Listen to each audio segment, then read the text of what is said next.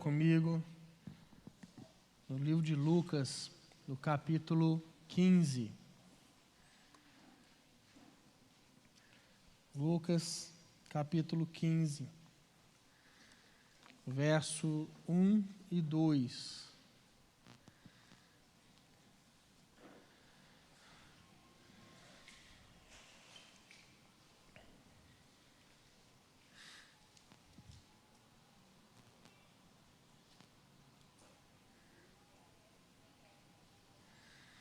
Lucas capítulo 15, versos 1 e 2. Olhando aqui, o diabo estava dando dinheiro para a menina, coisa dinheiro falso, cara. Você vê, tudo que o diabo te dá é de mentira, viu, irmão? Diz assim o texto: e chegavam-se a ele todos os publicanos e pecadores para o ouvir. E os fariseus e os escribas murmuravam, dizendo: este recebe pecadores e come com eles. Se a gente fosse dar um nome para esse capítulo da Bíblia, a gente podia dizer que é a seção de achados e perdidos. Você vai ver ali a ovelha perdida, a dracma perdida, que seguindo aí o texto, Jesus então ele conta a primeira parábola, dos versos 3 a 7, quando ele fala da ovelha perdida. Depois ele conta a parábola da dracma perdida, dos versos 8 ao 10. E então, no verso 11, ele segue. E disse: um certo homem tinha 2 filhos, e o mais moço deles disse ao pai: pai, dá-me a parte dos bens que me pertence. E ele repartiu por eles a fazenda. E poucos dias depois, o filho mais novo, ajuntando tudo, partiu para uma terra longínqua, e ali desperdiçou os seus bens, vivendo dissolutamente. E havendo ele gastado tudo, houve naquela terra uma grande fome, e começou a padecer necessidade. E foi e chegou-se a um dos cidadãos daquela terra, o qual o mandou para os seus campos a apacentar porcos. E desejava encher o seu estômago com as bolotas que os porcos comiam, e ninguém lhe dava nada. E tornando em si, disse: quantos trabalhadores de meu pai têm abundância de pão, e eu aqui pereço de fome. Levantar-me-ei e irei ter com meu pai, e dir-lhe-ei: pai, pequei contra os céus e perante ti, já não sou digno de ser chamado teu filho. Faze-me como um dos teus trabalhadores. E levantando-se foi para o seu pai, e quando ainda estava longe, viu o seu pai, e se moveu de íntima compaixão, e correndo lançou-se ao pescoço, e o beijou. E o filho disse-lhe: pai, pequei contra os céus e perante ti, já não sou digno de ser chamado teu filho. Mas o pai disse aos seus servos: trazei depressa a melhor roupa e vesti-lo, e ponde-lhe um anel na mão, a alparca nos pés, trazei o bezerro cevado e matai-o, e comamos e alegramos, porque este meu filho estava morto e reviveu, tinha se perdido e foi achado, e começaram a alegrar-se. Pai, essa é a tua palavra, Senhor. E nós te pedimos nessa noite, Pai, entendimento, Senhor, clareza, Senhor, daquilo que o Senhor tem para falar aos nossos corações. Que haja, Pai, um toque do Teu Espírito Santo, trazendo este entendimento sobre nós. Ó Pai, que em nome de Jesus, Tua palavra possa cair em nossos corações como uma semente em terra fértil, e produzir frutos, ó Pai, em nós e através de nós. Que eu seja, Pai, tão somente um instrumento usado conforme a Tua vontade, em nome de Jesus. Amém. Talvez essa seja a parábola mais conhecida, talvez seja a mais bela, a mais eloquente falada por Jesus. E por que Jesus ele conta essa parábola? Nós vemos o motivo, o contexto disso está no verso 1 e 2, porque o texto diz que se aproximaram de Jesus, se aproximaram dele os publicanos e pecadores para o ouvir. E quando essas pessoas, quando as pessoas que eram tidas como religiosos, os mais rigorosos, né, os escribas e os fariseus, quando eles olham essa cena de que publicanos e pecadores estão vindo para ouvir o que Jesus tem para falar, quando eles começam a ver que cobradores de impostos estão vindo, pecadores estão vindo, querendo ouvir aquilo que Jesus estava falando, e Jesus está recebendo essas pessoas, e Jesus está ensinando estas pessoas, os religiosos de plantão ficam chocados, eles se escandalizam, eles ficam perplexos, eles afirmam em um tom de censura: esse recebe pecadores e come com eles. Em outras palavras, esses escribas e fariseus, eles se julgavam assim, melhores do que as outras pessoas, e achavam que Deus só podia amar gente parecida com eles. Eles eram seletivos, achando que Deus só gostava de gente parecida com eles. Então Jesus, ele vendo todo este cenário, ele recebendo os pecadores, ele recebendo os cobradores de impostos, ele vendo os religiosos de plantão, criticando, ficando todos ali perplexos com o que está acontecendo. Jesus então ele conta 3 parábolas, para mostrar quem é Deus, para mostrar o amor de Deus. O amor de Deus que procura, o amor de Deus que encontra, o amor de Deus que perdoa, o amor de Deus que celebra.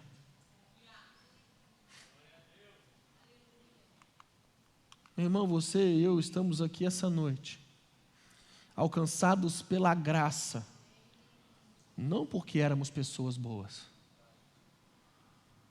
não é porque nós tínhamos virtudes, não é porque nós tínhamos mérito, porque Deus olhou nos céus e disse: olha que pessoa maravilhosa, eu acho que essa pessoa, ela é digna do meu amor. Não, não é isso. Deus nos amou quando nós éramos fracos. Deus nos amou quando nós éramos pecadores. Deus nos amou quando nós éramos inimigos dele. Nós estávamos perdidos, mortos, condenados, arruinados, e Deus mesmo assim nos amou. E Jesus, ele está mostrando aqui que o amor do Pai, ele está estendido a mim e a você. Jesus então ele conta 2 parábolas, as 2 primeiras, a da ovelha perdida e a da dracma perdida. O que nós vemos é que tanto a ovelha quanto a dracma, elas são procuradas. A ovelha estava ali junto com o rebanho, e num determinado momento, no meio do rebanho, aquela ovelha, ela se perde, ela não está mais junto com o rebanho, ela foi perdida. A parábola diz que o pastor então, ele deixa as outras 99 ovelhas em segurança, e ele vai procurar a que se perdeu. Quem está entendendo? Quando você vai ver a parábola da dracma perdida, ela está dentro de casa e ela é perdida dentro de casa. Então ali se mexe em tudo, arreda tudo, até que se ache aquela dracma, porque ela estava perdida e quem perdeu a procurou. Mas o filho perdido, ele não foi procurado, ele foi aguardado. E nós vemos aqui uma proporção progressiva. Na primeira parábola, 100 por 1. Na segunda parábola, 10 por 1. E na parábola final, do filho pródigo, 2 por 1. Agora, por mais muitas pessoas pensam que a centralidade da parábola do filho pródigo, o centro ali é o filho. Deixa eu te falar, o centro da parábola do filho pródigo não é o filho, é o pai. Quando o filho é recuperado, quem está alegre é o pai. Isso nos mostra que o centro da nossa salvação não somos nós, é Deus. Tudo provém dele. 2 Coríntios 5,19, a Bíblia vai dizer: Deus estava em Cristo reconciliando consigo o mundo.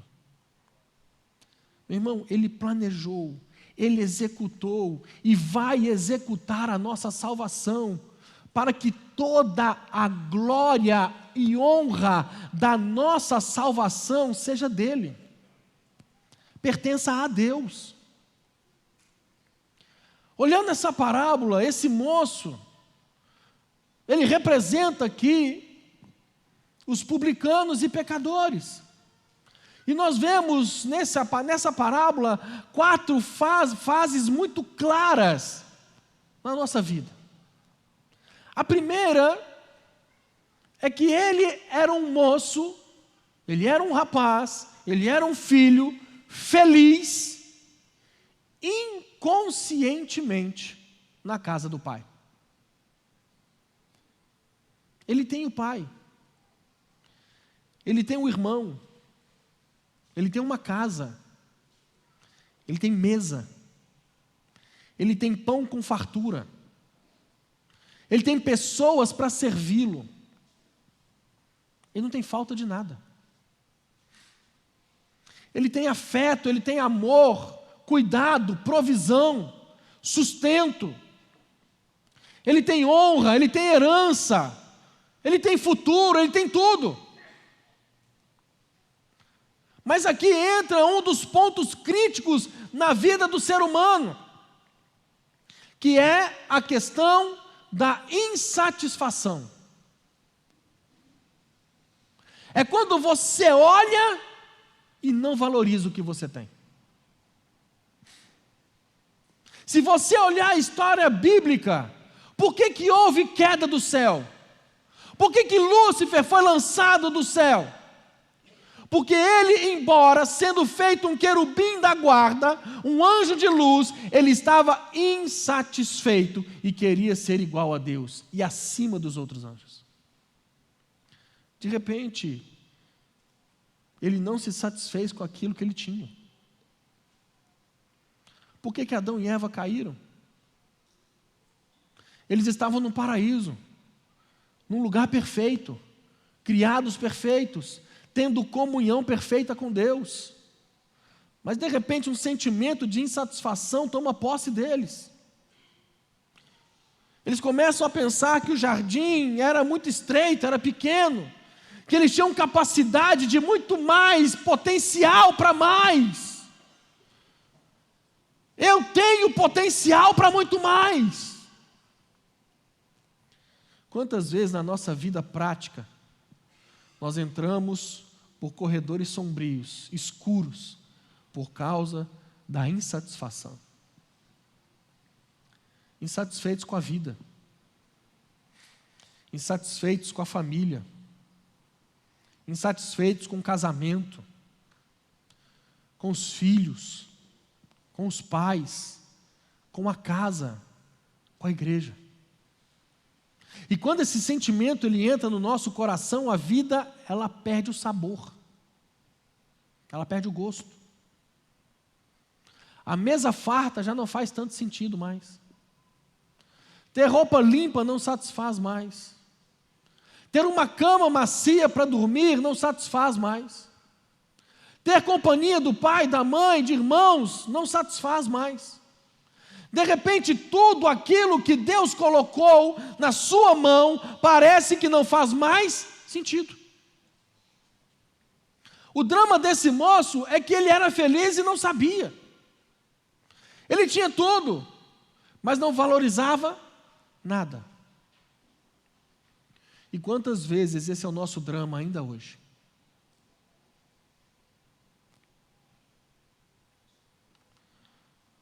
Olha a rebelião dele.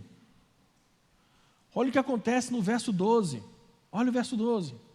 E o mais moço deles disse ao pai: Pai, dá-me a parte dos bens que me pertence.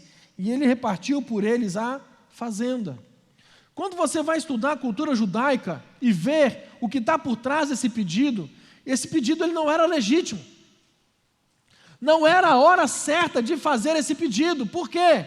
Porque a herança dada aos filhos, ela acontecia com a morte dos pais. Usufruir daquilo que o pai deixou. Mas pedir antecipadamente a herança é como se ele estivesse falando para o pai assim: olha, pai, eu sei que eu só tenho direito depois que o senhor morrer, mas como para mim o senhor já não importa mais, a minha vontade, o meu desejo, a minha aspiração é maior do que até a sua própria vida, então para mim você já está morto no meu coração, eu quero o que é meu. A insatisfação é o primeiro estágio da rebelião. Aqueles que não estão satisfeitos com a vida, procuram a morte. Aqueles que não estão satisfeitos com o lar, abandonam a casa. Aqueles que estão insatisfeitos com o casamento, procuram o divórcio. Aqueles que estão insatisfeitos com a igreja, abandonam ela. E esse é o drama desse filho. Ele tinha tudo, mas ele não valorizava. Ele era feliz inconscientemente. Ele era feliz e não sabia. Agora olha o verso 13.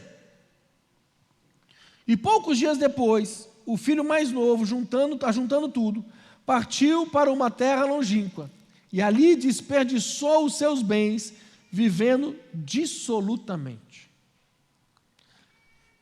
Agora, esse rapaz, ele entra num outro estágio. Ele é infeliz inconscientemente. Ele era feliz inconscientemente na casa do pai. Tinha tudo e não valorizava. Agora, ele vai para um lugar distante, sem raízes, sem vínculo, sem ninguém para vigiar, sem ninguém para prestar contas.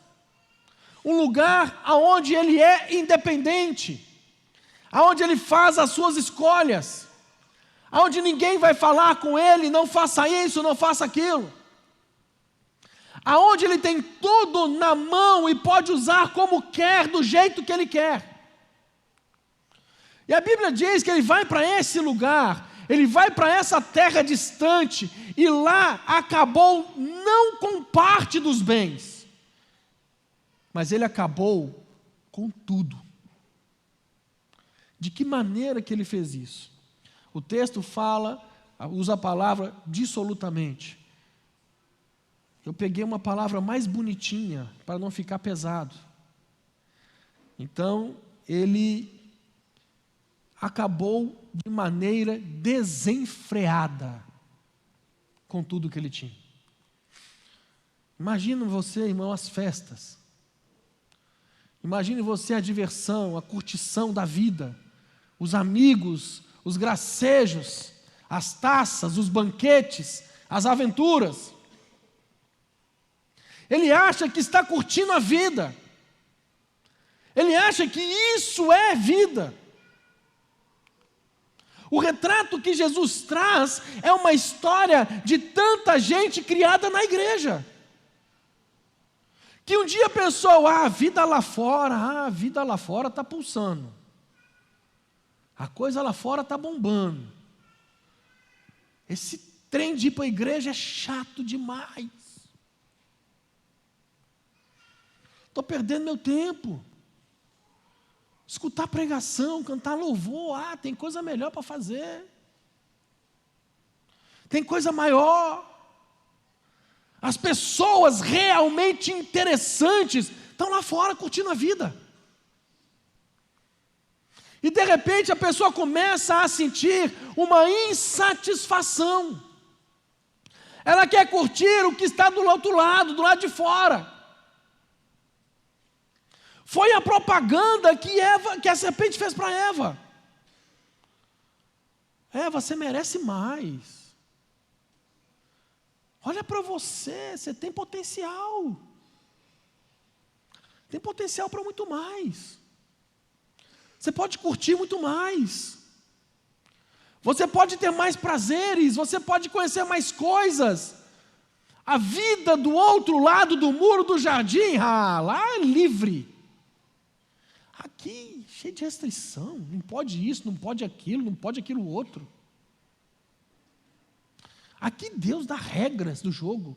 Lá fora você vive do jeito que você quiser. Meu irmão, todas as maçãs do diabo são bonitas, mas todas podres por dentro. O diabo é um estelionatário.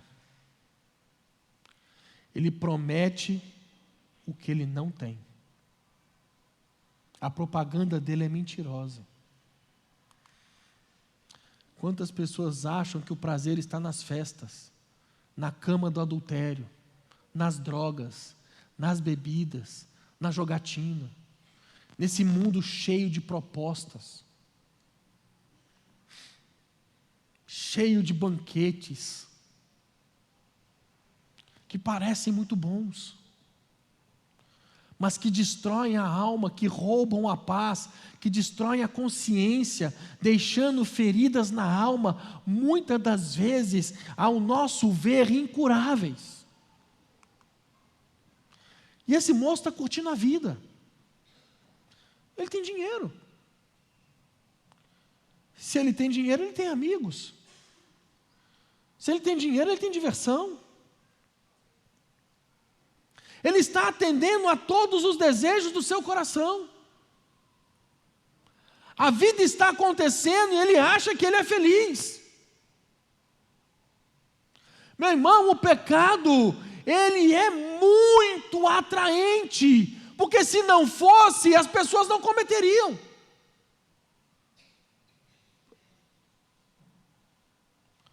Às vezes você ouve, em pregação, falando assim, do diabo. Meu irmão, você está achando que falar de diabo vai aparecer um bicho vermelho,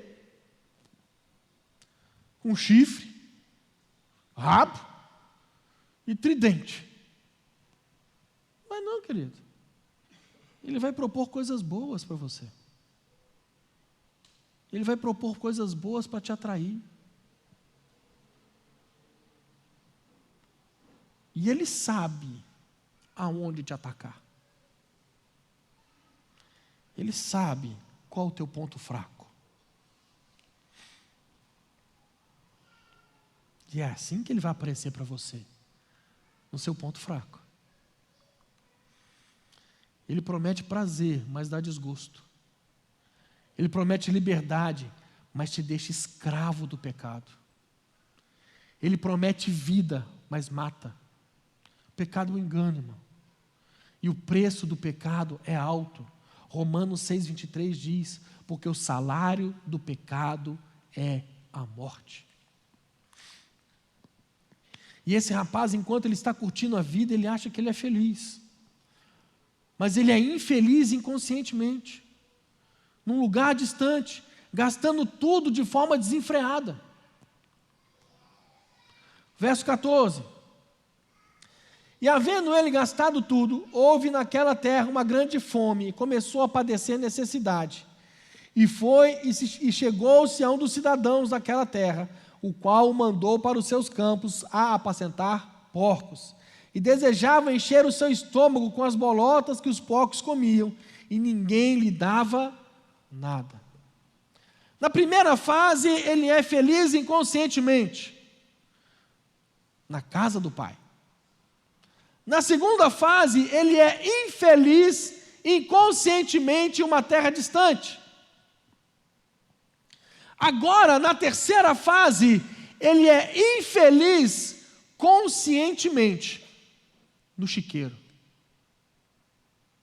com fome, cuidando de porcos.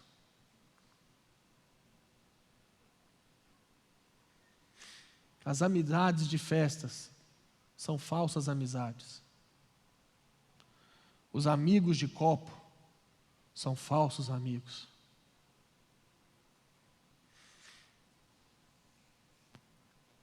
São amigos enquanto você tem dinheiro. Enquanto você está numa boa. Porque quando a crise chega, eles vão embora. São amigos que exploram, ao invés de serem amigos que amam e servem. Você é apenas instrumento que eles vão utilizar para sugar o máximo, depois jogar fora. Imagina, meu irmão, essa cena, o que Jesus está mostrando aqui. O cara foi parar num chiqueiro cuidando de porco. Aí você pensa, poxa, mas cuidar de porco é um trabalho. É um trabalho decente, como qualquer outro. Sim ou não? Não para um judeu. Porque o porco para o judeu era um animal imundo. O que Jesus está mostrando aqui é que esse rapaz, aos olhos de vista do judaísmo, ele não encontra sequer um emprego digno. Ele está cuidando daquilo que na cultura dele é impuro. O dinheiro acabou, a fome chegou, a crise bateu, ele não tem mais nada. Ele não consegue encontrar nenhuma família decente para lhe dar um trabalho decente. Então ele vai guardar porcos. Enquanto ele faz a comida dos porcos, as alfarrobas, a fome dele é tanta que ele gostaria de comer aquela lavagem. Mas nem isso ele tem. Agora sim ele é infeliz. Há muitas pessoas que acharam que a vida lá fora, a vida estava lá fora, a coisa acontecia lá fora. Mas como esse pródigo, quantos filhos de igreja saíram da igreja, quantos que foram criados no evangelho, abandonaram, foram atraídos, seduzidos, foram apanhados como que uma rede, se envolvem com que hoje seria esse terceiro estágio, e se encontram nesse terceiro estágio, infelizes, conscientemente. Mas Jesus, cuidadosamente, Ele nos conduz para a quarta fase. Olha o verso 17. E tornando em si, disse: quantos trabalhadores de meu pai têm abundância de pão, e eu aqui pereço de fome. Alguns textos vão ter a palavra caindo em si. Quando esse menino está insatisfeito e rebelde, agora, nesse momento, ele cai em si. E quando ele cai em si, o que vem na memória dele? A casa do pai. E qual é a lembrança que ele tem da casa do pai? Uma casa que tem fartura. Uma casa que tem a mesa posta, que tem provisão. Quando ele lembra da casa do pai, ele lembra que os empregados do pai têm pão com fartura. Presta atenção nisso, irmão. Quando ele lembra da casa do pai, ele não se lembra que ele é filho. Ele lembra que os empregados têm pão com fartura. Havia generosidade naquela casa, havia humanidade naquela casa. E depois que ele reconhece isso, ele toma uma decisão na vida dele. Olha o verso 18. Levantar-me-ei e irei ter com meu pai, e dir-lhe-ei: Pai, pequei contra o céu e perante ti, já não sou digno de ser chamado teu filho, faz-me como um dos teus trabalhadores. Pode ser, meu irmão, que nessa noite eu esteja falando com algum pródigo que está aqui ou que está nos assistindo, que se afastou da casa do pai. Nessa noite, irmão, o Senhor está dizendo para você: chegou a hora de voltar. E eu quero dizer também para você que está nos assistindo: chegou a hora de voltar para a casa do pai. Meu irmão, chega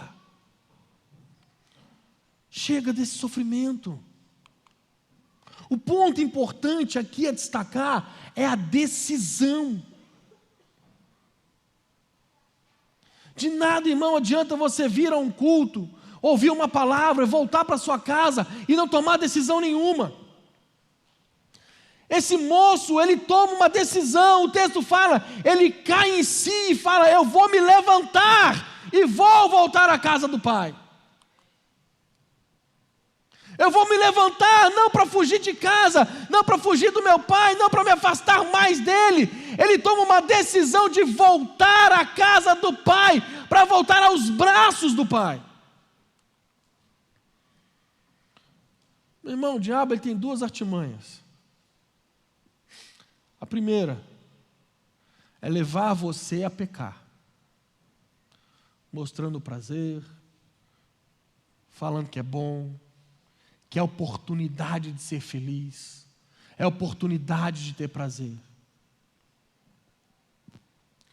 Depois que você peca, ele enche você de condenação, dizendo que não tem mais jeito para você. Agora você está preso, agora você está perdido, agora você está acorrentado, você não pode sair mais dessa. Em Isaías capítulo 1, no verso 18, diz assim o texto: Vinde então e argui-me, diz o Senhor, ainda que os vossos pecados sejam como a escarlata, eles se tornarão brancos como a neve. Ainda que sejam vermelhos como o carmesim, se tornarão como a branca lã. Aqui esse texto está falando, irmão, não somente de duas cores, mas de duas tinturas. E naquela época, não existia a tecnologia que nós temos hoje. Naquela época, irmão, não tinha sabão em pó igual nós temos hoje. Não tinha tirar mancha igual nós temos hoje. Então, se essa tintura caísse no tecido, era impossível remover a mancha. E é isso que o diabo fala com você. Ele te conduz ao pecado e depois fala que é impossível você ser perdoado. E isso fica tão enraizado que em muitos atendimentos o que nós mais ouvimos é: mas você não sabe o que eu fiz. É impossível. É terrível. Não tem mais jeito. Mas hoje o Senhor diz para você: não existe escuridão demais que eu não possa te tirar. Não existe pecado sujo demais que eu não possa lavar. Tem jeito sim. O nosso Deus é um Deus de amor. O Deus a quem servimos é um Deus que perdoa. É o Deus de toda a graça. É o Deus da segunda oportunidade. É o Deus que está aqui hoje para restaurar a sua vida, irmão. para recuperar a sua vida, para salvar você, para perdoar você, para te dar uma segunda chance, uma nova oportunidade, para começar uma nova vida para a glória de Deus. Quando esse rapaz ele toma essa decisão, ele ensaia um discurso de perdão. Ele ensaia ali um discurso. Havia na mente dele a dúvida: tá, eu decidi, eu tenho que voltar para a casa do pai, eu vou me levantar e vou para lá, mas será que o pai vai me perdoar e me aceitar como um dos seus trabalhadores? No ensaio do discurso dele, ele fala: pai, eu não sou digno de ser chamado teu filho. O que é isso? Arrependimento. É reconhecer que não somos dignos. Qual foi o problema retratado na figura do filho mais velho no texto? O filho mais velho, ele representa os escribas e os fariseus. É aquele filho bonitinho, que nunca saiu da casa do pai, sempre trabalhou, nunca fez uma festa com os amigos. Na opinião dele, ele nunca transgrediu um mandamento do pai. Ele não tem prazer no pai. Ele não se sente um escravo dentro de casa. Ele é tomado por um senso de justiça próprio. Ele não ama como o pai ama. Ele não ama a quem o pai ama. Ele não tem a vida dele, o discurso, ele não tem na vida dele o discurso do perdão, da nova oportunidade, da nova chance. Para ele, errou, acabou. E se você olhar a parábola do filho pródigo, ela termina com o filho pródigo voltando para casa, e o filho mais velho, que parecia ser o filho exemplar, fora da festa do pai. Porque é o coração quebrantado que Deus não rejeita. Agora, decisão não pode ser algo da boca para fora. Não pode. Não basta dizer que vai fazer e não fazer. Quantas pessoas são assim, mano? Quantas? Eu começo a dieta amanhã. É ou não é? É sempre no dia seguinte. No caso da dieta, é sempre na segunda. A dieta tem um dia certo para começar. Um dia eu vou fazer. Um dia eu vou voltar para a igreja. Um dia eu vou ser dizimista. Um dia eu vou ser crente de verdade. Um dia eu vou honrar meu pai e minha mãe. Um dia eu vou ser fiel ao meu marido, vou ser fiel à minha esposa. Um dia eu vou ler a Bíblia. Um dia. E esse um dia nunca chega. Nós não podemos ser assim. Tomou a decisão, faça o que você tem que fazer. Nessa noite, Deus não apenas quer que você tome uma decisão, mas Ele quer que você coloque ela em prática imediatamente. Imediatamente. Verso 20. E levantando-se foi para seu pai, e quando ainda estava longe, viu seu pai, e se moveu de íntima compaixão, e correndo lançou-lhe ao pescoço e o beijou. E o filho disse-lhe: pai, pequei contra o céu e perante ti, e já não sou digno de ser chamado teu filho. Mas o pai disse aos seus servos: trazei depressa a melhor roupa, vestilho, e ponde-lhe o anel na mão e a alparga nos pés. Trazei o bezerro cevado e matai-o, e comamos e alegramo-nos, porque este meu filho estava morto e reviveu, tinha se perdido e foi achado. E começaram a alegrar-se. Olha que coisa maravilhosa. Meu irmão, um ancião não tem o hábito de correr. Uma outra coisa que me chama a atenção aqui é que nesse cenário que Jesus nos mostra, a impressão que eu tenho é que o pai vivia na varanda da casa, olhando para a estrada, aguardando a chegada do filho. Isso é uma realidade. O pai aguarda você. Ele espera por você. E eu achei tão interessante que o filho chegou e ele falou o discurso que ele ensaiou. Pai, não sou digno de ser chamado teu filho. Pequei contra ti, contra Deus, não sou digno de chamar teu filho. E o pai não ouviu nada. O pai ignorou completamente o que ele falou. E não deixou ele terminar o discurso.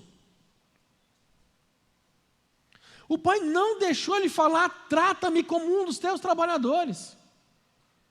Não, o pai interrompeu o discurso dele. Você sabe por quê, irmão? Porque quando você toma decisão, e não só toma decisão no seu coração, mas você se movimenta para exercer a decisão, entendendo que você é pecador, que você se arrepende do que você fez. Quando você vai para o Pai, Ele já não vê mais os seus pecados. Espera aí, acho que você não entendeu. Acho que é só eu que sou empolgado na vida. Deve ser. Se você toma decisão e corre para fazer ela, não sou digno de ser chamado teu filho, isso é arrependimento. E você corre para o Pai. Quando o Pai te vê, Ele não vê os seus pecados. Ele já te perdoou. Ele já te perdoou. Ele não está olhando os seus pecados, Ele não está olhando aquilo que você fez, porque Ele viu em você o arrependimento. O que Ele quer agora é botar o anel no teu dedo, a sandália nos teus pés. Ele quer te vestir e Ele quer fazer uma festa, porque o filho que estava perdido voltou. Ele olha, o meu filho voltou.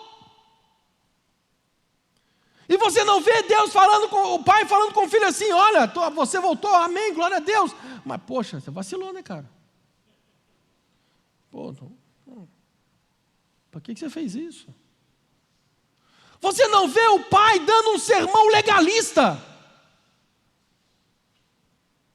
Mas você vê um pai amoroso, que vê o seu filho que estava perdido voltando para casa. E aqui é que nós vemos a quarta fase.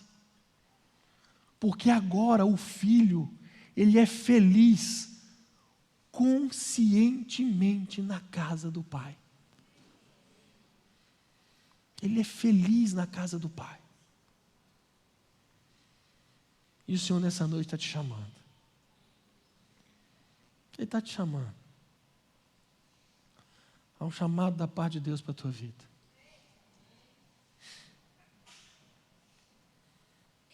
Há um chamado vindo de Deus para você. O que vão falar a meu respeito, meu irmão, ninguém vai falar nada a teu respeito. O que vão falar é: ele voltou para a casa do pai. Ah, mas eles vão me julgar. Não, não vão te julgar. Eles vão falar: ele voltou para a casa do pai. Porque é disso que se trata. É disso que se trata. De voltar para a casa do pai. Independente daquilo que você tenha feito, do motivo ao qual você saiu da casa do pai, independente do motivo ao qual te levou a estar longe do pai, essa é a noite que ele fala: volta, filho, volta para minha casa, volta para os meus braços. Volta para os meus braços. Eu não sei, eu posso ter errado, mas eu tenho a impressão que tem alguém nos assistindo pela transmissão. Você precisa voltar para a casa do Pai. E se você entende que é você, coloca nos comentários aí agora: eu quero voltar para a casa do Pai, que nós vamos entrar em contato com você. Queria chamar o Ministério de Louvor aqui em cima.